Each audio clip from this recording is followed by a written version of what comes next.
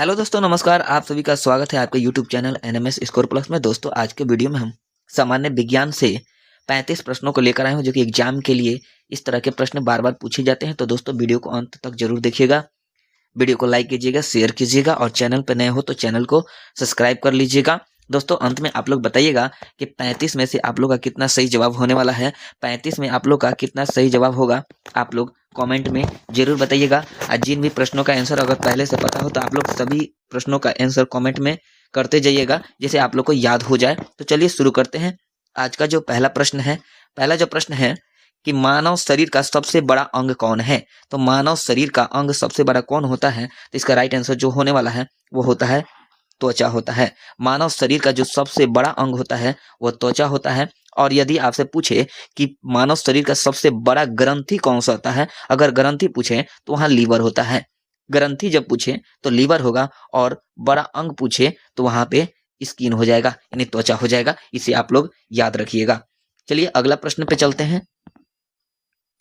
अगला प्रश्न जो है कि आरबीसी का निर्माण कहाँ होता है। तो आरबीसी का निर्माण जो होता है कहाँ होता है, तो यहाँ पे यकृत, अस्थि मज्जा, गुर्दा, यहाँ पे गुर्दा होगा और पलिहा दिया गया है। तो इसमें जो हो जाएगा, आरबीसी का निर्माण जो होता है वो अस्थि मज्जा में होता है। अस्थि मज्जा में आरबीसी का निर्माण होता है, जो कि इसका राइट आंसर बी हो जाएगा।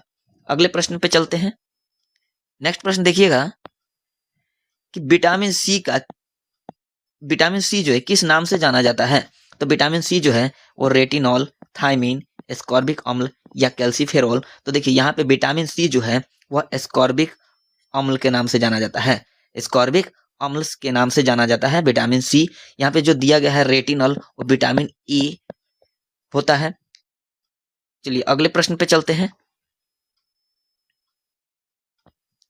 डीएनए कहाँ पाया जाता है। तो डीएनए जो है कहाँ पाया जाता है, तो डीएनए नाभिक में पाया जाता है। ऑप्शन जो है बी राइट आंसर हो जाएगा। ऑप्शन बी, डीएनए नाभिक में पाया जाता है।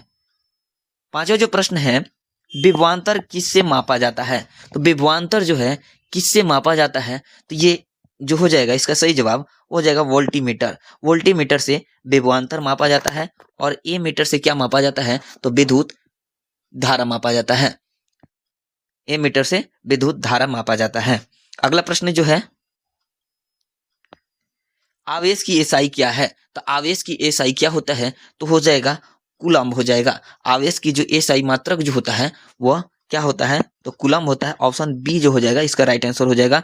आवेश की एसआई कूलम्ब होता है। इसे आप लोग याद कर लीजिएगा। अगला जो प्रश्न है,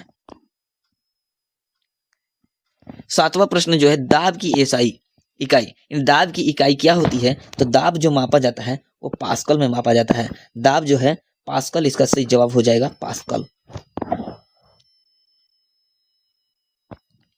कौन सा अंग रक्त को शुद्ध करता है, यानी रक्त को शुद्ध करने का काम कौन सा करता है, कौन सा अंग करता है। ये हृदय है, गुर्दा है, यकृत है या फेफड़ा है। तो रक्त को शुद्ध करने का काम जो है वो गुर्दा करता है। ऑप्शन जो है बी इसका राइट आंसर हो जाएगा। किडनी के द्वारा रक्त शुद्धिकरण किया जाता है। रक्त शुद्धिकरण जो है किडनी के द्वारा किया जाता है।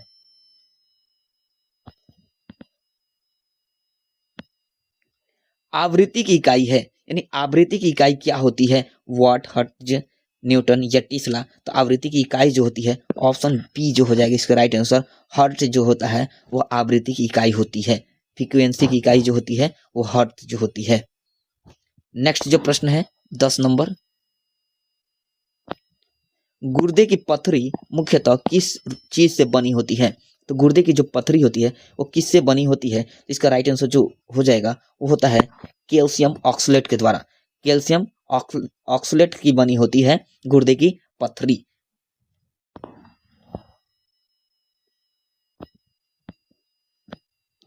वेग परिवर्तन की दर, यानी वेग परिवर्तन की जो 11वां प्रश्न है, वेग परिवर्तन की दर को क्या कहा जाता है।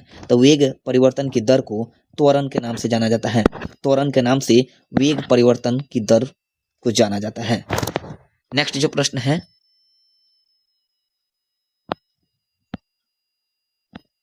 जीवन की मूल इकाई है, यानी जीवन की जो मूल इकाई होती है वो कोशिका को कहा जाता है। कोशिका को जीवन की मूल इकाई के नाम से जाना जाता है। कोशिका को जीवन की मूल इकाई जाना जाता है। ऑप्शन जो है बी इसका राइट आंसर हो जाएगा, सेल। नेक्स्ट जो प्रश्न है देखिएगा यहाँ पे, 13वां जो प्रश्न है, बल की एसआई क्या है? तो बल की एसआई इकाई जो होती है वो क्या होता है? तो न्यूटन होती है। ये तो सभी को पता है, बल की जो एसआई इकाई जो होती है वो न्यूटन होती है। नेक्स्ट जो प्रश्न है, प्रकाश संश्लेषण कहाँ होता है? तो प्रकाश संश्लेषण जो होता है वो कहाँ होता है? तो क्लोरोप्लास्ट में होता है। क्लोरोप्लास्ट इसका सही जवाब होने वाला है, क्लोरोप्लास्ट। धातुओं में आवेश वहन कौन करता है? तो धातुओं में आवेश वहन का काम जो है कौन करता है? तो इलेक्ट्रॉन के द्वारा होता है। इलेक्ट्रॉन के द्वारा धातुओं में आवेश वहन का काम होता है। ऑप्शन जो है बी इसका राइट आंसर हो जाएगा। नेक्स्ट जो प्रश्न है, जीवित संयोजी उत्तक का उदाहरण है। तो जीवित संयोजी उत्तक का उदाहरण इनमें से कौन है? तंत्रिका, रक्त, पेशी या हड्डी? तो जीवित संयोजी उत्तक का जो है उदाहरण वो हो जाएगा रक्त हो जाएगा। रक्त जो है ऑप्शन बी इसका राइट आंसर हो जाएगा। रक्त जो है जीवित संयोजी उत्तक का उदाहरण है। अगला प्रश्न जो है देखिएगा 17 नंबर, कि लाइकेन किसके सूचक हैं? तो लाइकेन जो है किसके सूचक हैं? तो इसका सही जवाब जो हो जाएगा वो हो जाएगा वायु प्रदूषण के, न कि जल प्रदूषण, मिट्टी प्रदूषण या विकिरण प्रदूषण। ये लाइकेन जो होते हैं वो वायु प्रदूषण के सूचक होते हैं। ऑप्शन इसका राइट आंसर ये होने वाला है। अगला जो प्रश्न है देखिएगा यहाँ पे, इंसुलिन किसके द्वारा स्रावित होता है? तो इंसुलिन जो है स्रावित किसके द्वारा होता है? तो अग्नाशय हो जाएगा। अग्नाशय के द्वारा इंसुलिन का स्रवण होता है। इंसुलिन स्रावित किसके द्वारा होता है? तो अग्नाशय के द्वारा। मानव रक्त का सामान्य पीएच मान होता है। तो मानव रक्त का सामान्य पीएच मान जो होता है वो कितना होता है? तो 7.4 होता है। 7 दशमलव कितना होता है? तो 7 दशमलव कितना होता है? वो 4 होता है। ऑप्शन बी इसका राइट आंसर हो जाएगा। निर्वात में प्रकाश की गति, तो निर्वात में प्रकाश की गति कितनी होती है ये आपसे पूछा गया है। तो निर्वात में प्रकाश की जो गति होती है वो हो जाएगा, वो कितना हो जाएगा? तो 3 × 10⁸ मीटर प्रति सेकेंड। 3 × 10⁸ मीटर प्रति सेकेंड। इसे आप लोग याद रखिएगा, ये प्रश्न बार बार पूछा जाता है। नेक्स्ट जो प्रश्न है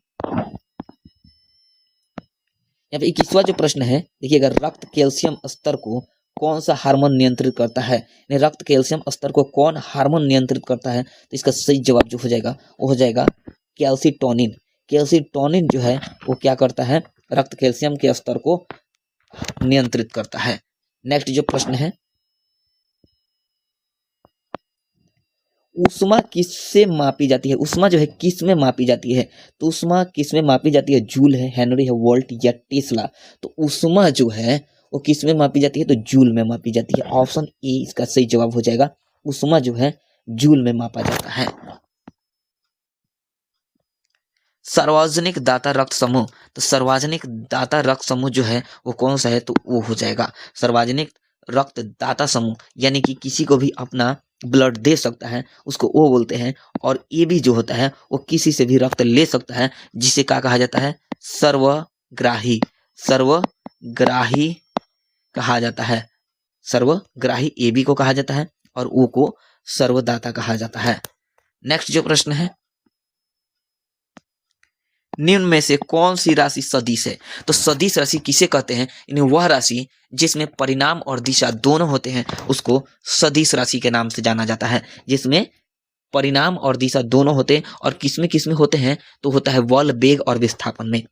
बल, वेग और किसमें? विस्थापन में। क्या होता है? ये सदिश राशि है और इसमें बल का बल तो इसमें दिया गया है, तो ये बल जो है इसका राइट आंसर होने वाला है।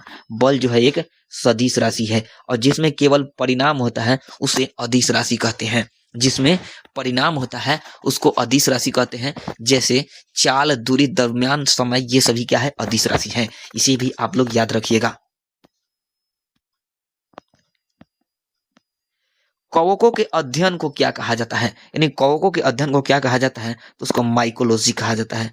कवकों के अध्ययन को माइकोलॉजी कहा जाता है। ऑप्शन जो है सी राइट आंसर हो जाएगा, माइकोलॉजी।